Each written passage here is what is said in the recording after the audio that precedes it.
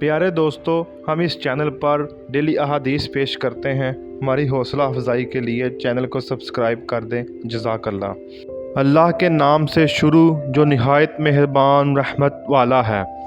नबी अकरम सल्लल्लाहु अलैहि वसल्लम ने फरमाया, मैं अपनी उम्मत में से ऐसे लोगों को जानता हूँ जो क़यामत के दिन तहम्मा के पहाड़ों के बराबर नेकियां लेकर आएंगे।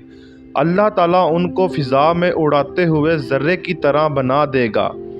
हज़रत सुबान रज़ी अल्लाह ताला अन्हो ने अर्ज़ किया, ऐ अल्लाह के रसूल, इन लोगों का हाल हमसे बयान फरमाइए और खोल कर बयान फरमाइए ताकि ला इल्मी और जहालत की वजह से हम उनमें से ना हो जाएं। आप सल्लल्लाहु अलैहि वसल्लम ने फरमाया, जान लो कि वो तुम्हारे भाइयों में से ही हैं और तुम्हारी कौम में से हैं। वो भी रातों को उसी तरह इबादत करेंगे जैसे तुम इबादत करते हो, लेकिन वो ऐसे लोग हैं कि जब तन्हाई में होंगे तो हराम कामों का अर्तकाब करेंगे। नबी अकरम सल्लल्लाहु अलैहि वसल्लम से पूछा गया, कौन से काम लोगों को ज़्यादातर जन्नत में दाखिल करेंगे?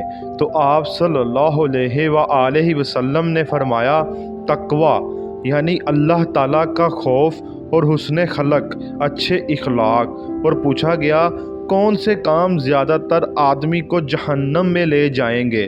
तो आप सल्लल्लाहु अलैहि वसल्लम ने फरमाया, दो खोखली चीज़ें, मुंह और शर्मगाह। नबी अकरम सल्लल्लाहु अलैहि वसल्लम ने फरमाया, बेशक अल्लाह अज़्ज़ व जल अपने बंदे की तौबा कबूल करता रहता है जब तक उसकी जान हलक में ना आ जाए।